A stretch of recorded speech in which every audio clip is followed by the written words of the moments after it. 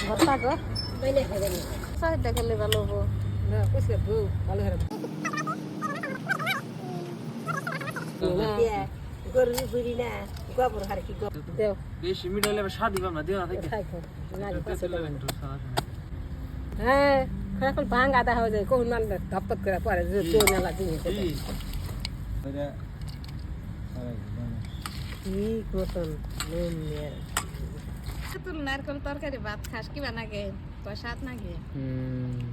আবার এই যে